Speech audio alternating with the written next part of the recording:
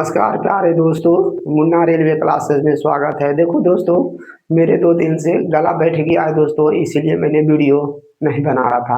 अब तक तो मैं दोस्तों जो ग्रुप बी में जो पीवाई क्वेश्चन पूछा गया था 2020 में दोस्तों, उसको मैं अब तक खत्म कर देता। अगर कोई बच्चों को, एक बच्चा बेचारा जो भी लड़का हो उसको कमेंट किया है, मैंने कमेंट पढ़ा था। आवाज़ की थोड़ा प्रॉब्लम जा रहा है। आवाज़ की प्रॉब्लम दोस्तों माइक से नहीं है, माइक से मेरा गला बैठ गया है, इसीलिए दोस्तों आवाज़ थोड़ा प्रॉब्लम जा रहा है। ठीक है दोस्तों, थोड़ा बेसब्री के इंतज़ार कीजिएगा। ठीक है, मेरा गला बैठ गया दोस्तों, इसलिए थोड़ा आवाज़ में प्रॉब्लम जाएगा। ठीक है, नेक्स्ट क्वेश्चन पढ़ते हैं दोस्तों। ये अभी मैंने ग्रुप बी में 2025 में जो पूछा हुआ है दोस्तों, उसी को मैं लेके चल रहा हूँ। ठीक है, बोल रहा है एक धातु की छड़ है जिसके 3 भागों में ए बी सी में भागों में बांटा गया है, जिसमें ए और बी का अनुपात इतना है, सी और बी का अनुपात इतना है, इसका ये अंतर इतना है। तो धातु की छड़ की लंबाई ज्ञात करने कह रहा है दोस्तों। ठीक है, तो जैसे जैसे बोल रहा है दोस्तों, इसमें से पहले डाटा अपन तैयार करते हैं। ठीक है, डाटा तैयार करते हैं। तो डाटा तैयार करने का मतलब हो गया, कितना हो गया, ए और बी, ए और बी का अनुपात देखो दोस्तों, ये कट रहा है, 4 दूनी 8 है, कट जाता है, ए का अनुपात 2 हो जाएगा। और सी और बी दिया हुआ देता था, अपन बी और सी लिखेंगे। अपन क्या लिखेंगे, बी और सी लिखेंगे। तो बी और सी के मतलब हो गया कितना, 9:5 है, 9:5। इसको कंप्लीट करना है दोस्तों, तो इधर 2 हो गया, इधर 9 हो गया, 9 दूनी 18, 5 दूनी 10 हो गया दोस्तों। दोस्तों थोड़ा मेरा आवाज़ का गला बैठ गया दोस्तों, इसको थोड़ा आवाज़ को थोड़ा ध्यान से सुनिएगा। ठीक है, अब मेरा बोल रहा है दोस्तों, ए और सी की लंबाई का ये अंतर, ए और बी की सी की लंबाई का अंतर, तो ए हो गया 9, तो ए हो गया दोस्तों, ए हो गया, ए बी हो गया, ई सी हो गया। तो ए और सी के लंबाई का ये अंतर कितना दिया हुआ है दोस्तों, लंबाई का अंतर दिया हुआ है 9, 1 यूनिट बराबर दिया हुआ है दोस्तों 48।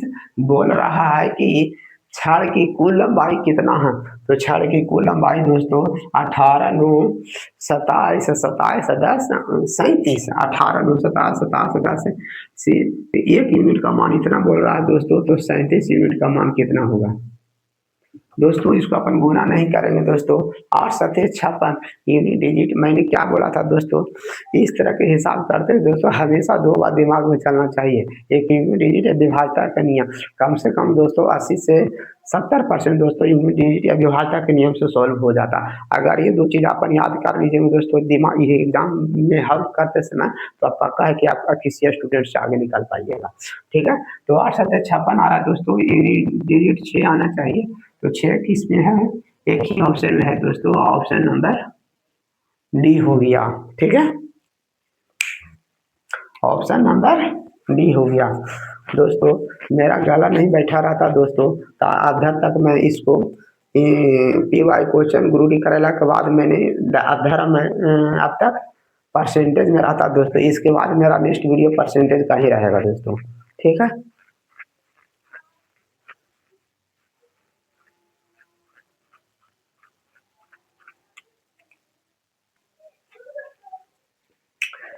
नेक्स्ट क्वेश्चन देखिए बच्चों। ठीक है, एक फर्नीचर का औसत मूल्य 16,650 रुपया है, और यदि उनकी कीमतें, हाँ, फर्नीचर 3 वस्तुओं का, अच्छा 3 वस्तुएं दोस्तों, फर्नीचर का 3 वस्तुएं हैं, जिनका टोटल मूल्य कितना है, औसत मूल्य कितना दिया हुआ है, 16,650 रुपया दिया हुआ है। ठीक है, यदि उनके कीमतों की अनुपात 3:5:7 है दोस्तों, तो पूछ रहा है कि सबसे महंगी वस्तु क्या है। कोई भी दोस्तों जब लगातार रहता है, तो जो बीच वाला जो रहता है दोस्तों, वो औसत इंडिकेट करता है। ठीक है, तो क्या दिया हुआ है दोस्तों, आप यहाँ थोड़ा दिमाग लगाइए। 3:5:7 दिया है दोस्तों, ये रुपया का मूल्य है, यह हो गया सबसे महंगी वस्तु, ये सबसे सस्ती वस्तु का मूल्य हो गया, ये औसत मूल्य हो गया दोस्तों। यही औसत के मतलब हो गया 5 यूनिट का मान इतना दिया हुआ है दोस्तों। 5 यूनिट का मान कितना दिया हुआ है? 16 16,650 रुपया दिया हुआ है दोस्तों। 16,600 16,650 रुपया दिया हुआ है। तो 1 यूनिट का मान कितना हो गया? तो 5 15 हो गया, 5 हो गया दोस्तों। 5 15, फिर 5 15 और 5 15 दिया हुआ। तो पूछ रहा है सबसे महंगा वस्तु। तो 1 यूनिट का मान इतना, तो सबसे महंगा वस्तु दोस्तों 7 यूनिट की मान है। 7 में फुट करेंगे 3 से, तो 7 या 21 आएगा। लास्ट में यूनिट डिजिट 1 आएगा, तो वही ऑप्शन होगा दोस्तों। तो ऑप्शन नंबर सी हो गया दोस्तों। ठीक है, जीरो तो जीरो रहेगा दोस्तों, जीरो के जीरो तो सभी में है। ठीक है, जीरो के जीरो सभी में है, लेकिन 7 इनसे गुना करेंगे दोस्तों तो यूनिट डिजिट 1 आएगा। जिस ऑप्शन का 1 रहेगा दोस्तों, तो एक ही ऑप्शन है दोस्तों सी में, जिसे वही ऑप्शन हुआ। ठीक है, तो इस तरह के दोस्तों औसत मूल्य के मतलब, औसत का अर्थ ही होता है दोस्तों बीच वाला। इसमें 3 वस्तु दिया हुआ है, पहला, दूसरा, तीसरा। ये सबसे महंगा वस्तु, ये सबसे सस्ता वस्तु, बीच वाला को औसत मूल्य बोला जाता है, औसत मूल्य। ठीक है,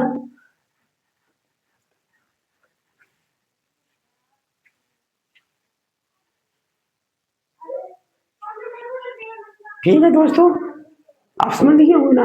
तो 3 वस्तु, फर्नीचर के 3 वस्तु है दोस्तों, तीनों का औसत तीनों का अनुपात दिया हुआ है दोस्तों। 3:5:7 है। औसत के मतलब होता है बीच वाला। 5 यूनिट का मान इतना हुआ, जो सबसे महंगा वस्तु 7 है दोस्तों। तो 7 में देखिए दोस्तों क्या कह रहा है, मैंने, चलो क्वेश्चन पहले पढ़ता हूँ। 59 और बी का तृतीय अनुपात सी है। यदि बी प्रथम 3 सम प्राकृतिक संख्याओं का योगफल है, तो सी का मान ज्ञात करें। सी का मान क्या होगा? और वो 0.2। दोस्तों मैंने एक सूत्र लिखा था अनुपात और समानुपात में। जब 2 संख्या ए और बी हो दोस्तों, तो तृतीय अनुपात निकालने का सूत्र होता है दोस्तों बी स्क्वायर बटा ए। अब प्रथम अनुपात निकालने का सूत्र होता है दोस्तों ए स्क्वायर बटा बी। तृतीय अनुपात निकालने का सूत्र होता है दोस्तों बी स्क्वायर बटा ए। अब प्रथम अनुपात निकालने का सूत्र होता है ए स्क्वायर बटा बी। लेकिन दोस्तों 59 और बी का मान दिया होता नहीं दोस्तों, लेकिन बी यहाँ दिया हुआ है प्रथम 3 प्राकृतिक सम संख्या। प्रथम के मतलब दोस्तों पहला सम संख्या से स्टार्ट करना है, तो बी का मान दिया हुआ है दोस्तों। प्रथम के मतलब हुआ पहला संख्या से स्टार्ट करना है, 2 4 6, तो 4 2 6 6 6 12 हो गया। यानी कहने का मतलब हो गया दोस्तों ए बराबर हो गया 59 और बी बराबर हो गया दोस्तों, बी बराबर हो गया 12। तो सी बराबर क्या होता है? बी स्क्वायर बटा ए। यानी 12 12 के गुणा कीजिएगा दोस्तों 144, ये 59 हो गया। 60 60 120 हो गया दोस्तों। 2 मरता भी लगेगा, तो 2 मरता भी ई नहीं लगेगा, ई नहीं लगेगा।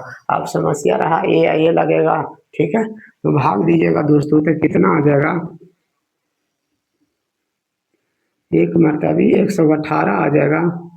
फिर 18 आ जाएगा तो कितना बचेगा? 14 में से 6 गया, 6 3 में से 1 गया, 2 यानी 4 4 4 4 4 कितना है दोस्तों? ऑप्शन नंबर बी हो गया दोस्तों।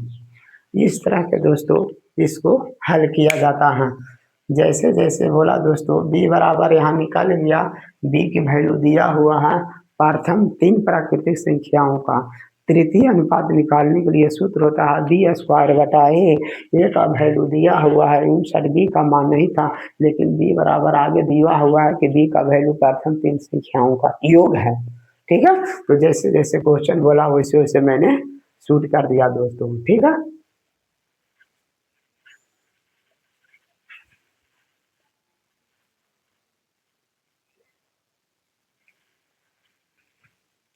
बोल रहा है दो डे दो दोस्तों डेविड और आशीष की मासिक आय का अनुपात 5:9 है।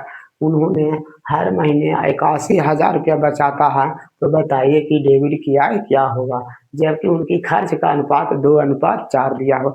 मैंने एक कंसेप्ट बताया था दोस्तों कि अनुपात में समान राशि घटना पर या जोड़ने पर अनुपात का जो डिफरेंट होता है वह हमेशा समान रहना चाहिए, ठीक है। वही कंसेप्ट का मैंने यूज किया था। फिर मैंने बोला था दोस्तों, आय में से खर्च घटावेंगे तो बचत निकलेगा, अगर आय में से बचत घटावेंगे दोस्तों तो खर्च निकलेगा, ठीक है। तो मैंने वही यहाँ डेबिट है दोस्तों, डेबिट हो गया 80 हो गया, आय का अनुपात कितना हो गया दोस्तों, 5:8 आय हो गया, आय का अनुपात 5:8 हो गया। फिर बोल रहा है दोनों मिलकर 81,000 रुपया बचा रहा है दोस्तों, यानी कहने का मतलब है 81,000 इसमें से भी घटेगा और 81,000 इसमें भी से घटेगा, तो दोनों का अनुपात निकाल रहा है दोस्तों 1:2, 1:2 निकल रहा। कहने का मतलब है जो दोस्तों अनुपात में समान राशि का घटाया गया है, तो मेरा दोनों का डिफरेंट बराबर आना चाहिए। इसका डिफरेंट कितना आ रहा है दोस्तों, इसका डिफरेंट आ रहा है ये कि इसका डिफरेंट आ रहा है 3। अब मैं इसमें 3 से गुना करूंगा दोस्तों, तो इसमें 3 से गुना करने पर मेरा आ जाएगा 3 की 3 और 3 दूनी 6। इसका रेशियो कितना था दोस्तों, 5:8, ठीक है। अब जो निश्चित वैल्यू दिया हुआ है दोस्तों वो 8100 रुपया बचत की राशि है, तो मैं बचत की तुलना बचत से करूंगा। अब मेरे यहाँ ये बताइए बचत कितना हो रहा है दोस्तों, यहाँ से तो यहाँ बचा रहा है 2 रुपया बचा रहा है, यहाँ 2 रुपया बचा रहा है, यहाँ निश्चित वैल्यू कितना बचा रहा है, तो यहाँ निश्चित वैल्यू 81,000 रुपया बचा रहा है, ठीक है। तो 1 यूनिट का मान कितना होगा, फिर पूछ रहा है डेबिट की मासिक आय कितना हो गया, तो डेबिट की मासिक आय के मतलब हो गया दोस्तों कितना, डेबिट की मासिक आय के मतलब हो गया 3 यूनिट, डेबिट की मासिक आय के मतलब हो गया डेबिट की मासिक आय ये हो गया, आय ये हो गया, खर्च ये होता है, डेबिट की मासिक आय का मतलब 5, यानी एक यूनिट का मान उतने निकाल के या फिर 5 में अपन फुट करेंगे, वही जो होगा जो आंसर होगा। देखिए दोस्तों तो कैसे बनेगा, तो 1 यूनिट का मान को 81,000 के अपन ऐसे लिखेंगे दोस्तों बटा 2 गुने 5।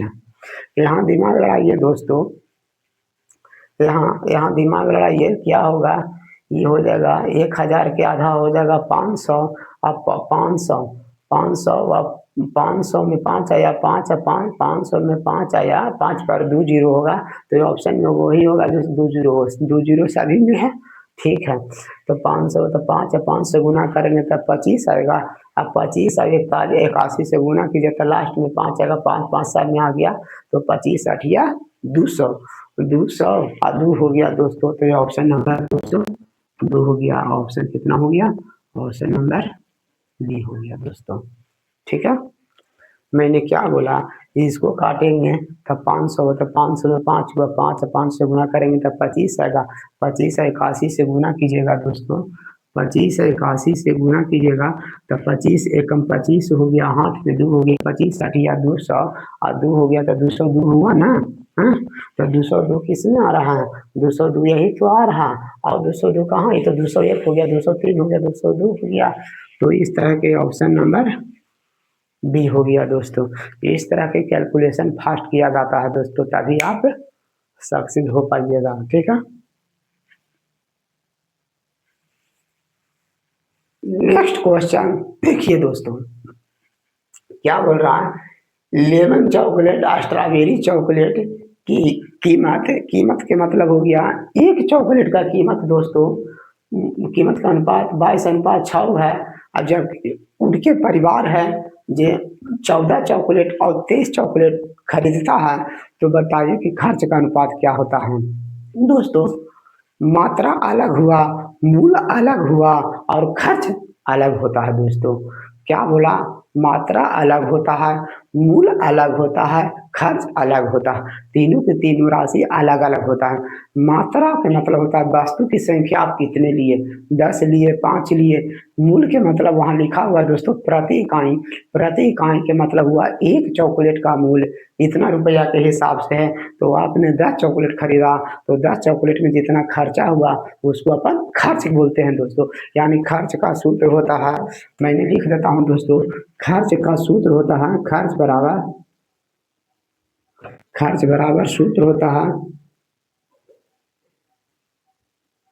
मूल गुने वस्तु की संख्या होता है। वस्तु की संख्या होता है। खर्च बराबर होता है दोस्तों, जैसे दोस्तों मैं एक पेन का मूल्य 5 रुपया है, मैंने 8 पेन खरीदा तो मेरे पॉकेट से 8 पेन 40 रुपया खर्चा हो गया। यानी मूल गुने क्वांटिटी गुना किया जाता है कि आपने किस भाव से खरीद रहे हैं या कितने खरीदे हैं, जितना पॉकेट से खर्चा होता है दोस्तों उसी को अपन बोलते हैं खर्चा। मैंने क्या बोला दोस्तों, मात्रा अलग राशि है, खर्चा अलग राशि है और क्वांटिटी अलग राशि है। मात्रा का मतलब हो गया दोस्तों आप कितने वस्तु खरीदे हैं, कितने वस्तु यूज किए हैं, 10 यूज किए हैं, 5 यूज किए हैं। मूल के मतलब बताता है दोस्तों कि एक वस्तु का मूल्य कितना दिया हुआ। खर्चा का मतलब हुआ कितने वस्तु खरीदे हैं दोस्तों उस भाव से वो आपको खर्चा हो गया दोस्तों। तो खर्चा बराबर सूत्र होता है मूल गुने वस्तु की संख्या होता है।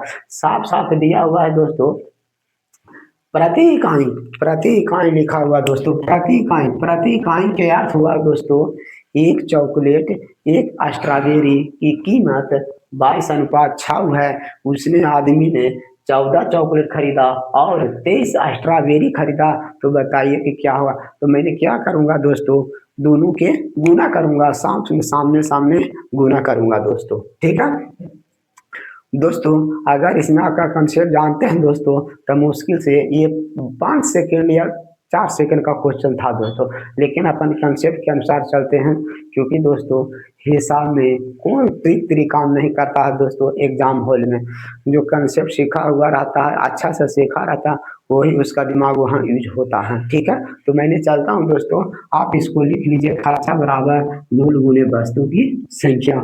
यही मैंने सूत्र यूज करूंगा दोस्तों, ठीक है। तो कैसे यूज करूंगा दोस्तों आप ध्यान दीजिएगा, ठीक है। तो कीमत, कीमत दिया हुआ है इनको, कीमत, कीमत के मतलब दिया हुआ दोस्तों, कीमत का मतलब वही हुआ मूल्य हो गया। मूल्य कितना हो गया दोस्तों 22:6 हो गया, ठीक है। और खरीदता है कितना दोस्तों 14 और 23 खरीदता है, 14 और 23 खरीदता है। ये जो मैंने लिया दोस्तों जो क्या बोल रहा है लेमन चॉकलेट और स्ट्रॉबेरी है। लेमन चॉकलेट मैंने इसमें जो दिया हुआ है दोस्तों इसका मूल्य दिया हुआ है लेमन और chocolate, L for lemon, C for chocolate दिया हुआ है, ठीक है। लेमन चॉकलेट ना लेमन, लेमन चॉकलेट, चॉकलेट दोनों में लिखा है। यानी लेमन एक स्ट्रॉबेरी वाला चॉकलेट है, लेमन और एक स्ट्रॉबेरी वाला चॉकलेट है दोस्तों, लेमन और एक स्ट्रॉबेरी वाला चॉकलेट है। तो क्वेश्चन में क्या पूछ रहा है दोस्तों, क्वेश्चन मेरा पूछ रहा है स्ट्रॉबेरी चॉकलेट और लेमन चॉकलेट।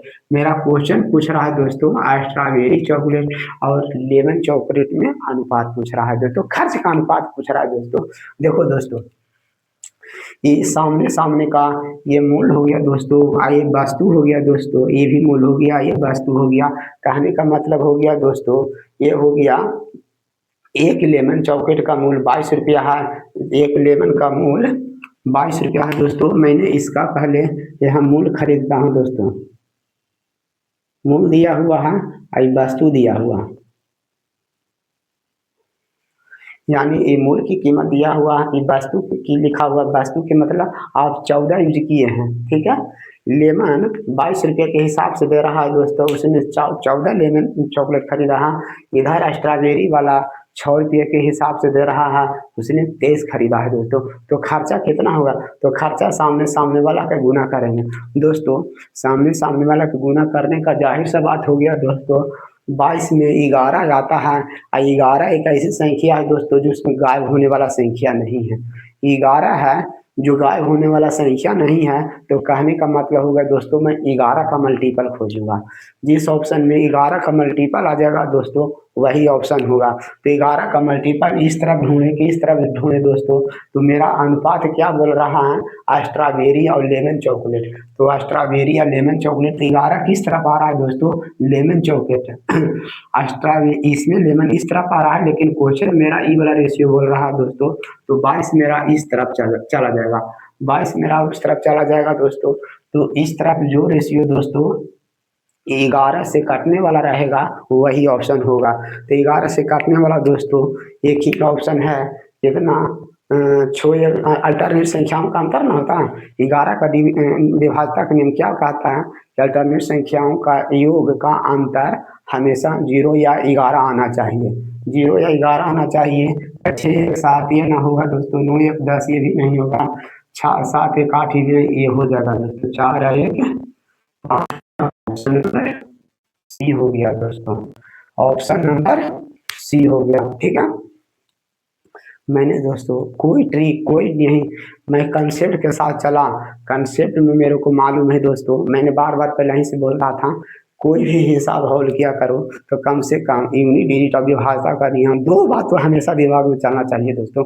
अगर आप इसको अगर हिसाब सोल्व करते समय दिमाग में बैठा लेते हैं तो आप सेकेंडों में दोस्तों आप प्रैक्टिस करते करते आपको एक हैबिट बन जाएगा।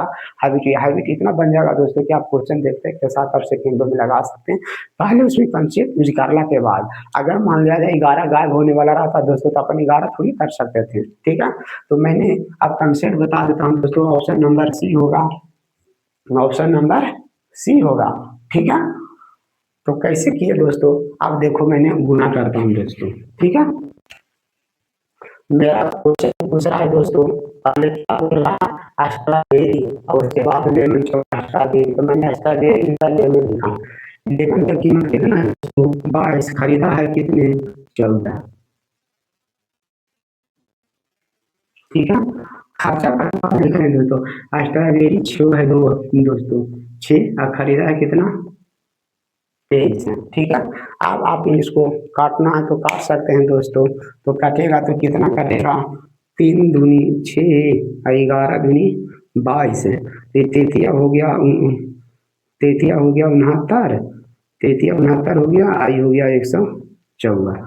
अब देखो दोस्तों ऑप्शन आया कि नहीं आया, तो मैंने क्या बोला, मैंने वही तो बार बार बोलता हूँ कि हिसाब सोल्व करते समय कम से कम दो बात आप रख लोगे दोस्तों, तो आप बहुत सुपर फास्ट कंसेप्ट लगेगा के बाद हल कर सकते हो। ठीक है, तो बस सर मैंने कंसेप्ट लिख दिया दोस्तों, आपको ये वाला याद करना पड़ेगा, यही वाला यूज मैंने लाभ हानि में यूज करूंगा। खर्च बराबर होता है मूल गुने वस्तु की संख्या, मूल गुने वस्तु की संख्या, खर्च बराबर मूल गुने वस्तु की संख्या। पॉकेट में आप मान लिया जाए बाजार दुकान चले गए दोस्तों, दुकान वाले ने 1 रुपया के 5 रुपया के हिसाब से पेन दे रहा है, आपने 10 पेन खरीदा तो आपके पॉकेट से 50 रुपया खर्चा हुआ, तो खर्चा कैसे निकला, मूल गुने पेन की संख्या। वही तो मैंने लिखा हूँ, खर्च बराबर होता है मूल गुने वस्तु की संख्या। आप जितना वस्तु खरीदिएगा दोस्तों उतना आपको पॉकेट से खर्चा होगा। ठीक है, ये ये दोस्तों सारा के सारा ग्रुप डी 2025 में पूछा हुआ क्वेश्चन सोल्व करा रहा हूँ दोस्तों। मेरा गला अगर नहीं बैठता तो अब तक मैंने इसको टॉपिक खत्म कर दिया होता, कब तक खत्म कर, मैं 2 दिन से वीडियो नहीं बना रहा हूँ दोस्तों, क्योंकि मेरा आवाज़ लैंग्वेज सही नहीं निकल रहा है, और उधर मेरे परसेंटेज में इन रहता। नेक्स्ट क्वेश्चन देखिए दोस्तों। ठीक है, बोल रहा 3 संख्याएं के अनुपात में है, सबसे बड़ी और सबसे छोटी संख्याओं का अंतर 78 है, तो बताइए कि सबसे बड़ी संख्या ज्ञात करें। पहले दोस्तों ये अनुपात में देख लो कि सबसे बड़ी संख्या कौन है दोस्तों। ठीक है, तो सबसे बड़ी संख्या दोस्तों तिरछा तीर से मैंने बताया था भी कि अंश आधार में, अंश आधार में अंश सीनियर होता है दोस्तों, यानी अंश आधार से गुणा करने पर जिधर अंश रहेगा उधर लिखेंगे दोस्तों। ठीक है, वो दोनों के गुणनफल में जो जिस तरह अंश बड़ा होगा वह भी बड़ा होगा। तो मैंने क्या बोला दोस्तों, देखो पहले अभी बिना ये विलोम अनुपात है दोस्तों। अभी इसको सीधा, इसका दो मेथड है, इसको सीधा अनुपात में बदलकर भी हल कर सकते हैं, अभी अनुपात उल्टा अनुपात के रूप में तो ऐसे भी हल कर सकते हैं। पहले बड़ा छोटा देख लेते हैं, 18 एक ये दोनों भिन्न देते हैं, क्योंकि मेरा क्वेश्चन बोल रहा है दोस्तों सबसे बड़ी संख्या ज्ञात कर, सबसे पहले बड़ी संख्या चुनता हूँ। तो सबसे बड़ी संख्या कौन, 18 एक 9 5 45, ये दोनों में ये बड़ा है दोस्तों। ये 16 नंबर 44 से 18 198 हो गया दोस्तों। 18 10 80 198, यानी 11/16 बड़ा है दोस्तों। 11/16 बड़ा हो गया। अब मैंने 11 का मल्टीपल ढूंढूंगा दोस्तों, जिस ऑप्शन में 11 का मल्टीपल रहेगा वही ऑप्शन हो जाएगा। तो 11 10 110, 10 ये भी नहीं होगा, ये भी नहीं होगा, ये भी नहीं होगा, ऑप्शन नंबर ये हो गया दोस्तों। क्योंकि मेरा क्वेश्चन बोल रहा है दोस्तों सबसे बड़ी संख्या ज्ञात करें, तो सबसे बड़ी संख्या दोस्तों 11/16 भिन्न आ रहा, यानी मेरे को पूरा हल करने के बाद मेरे को उसमें वैल्यू पुट करना पड़ेगा 11। ठीक है दोस्तों, अब मैं नेक्स्ट वीडियो में मिलता हूँ दोस्तों। मेरा गला खराब होने के कारण मेरा टांग भी होने,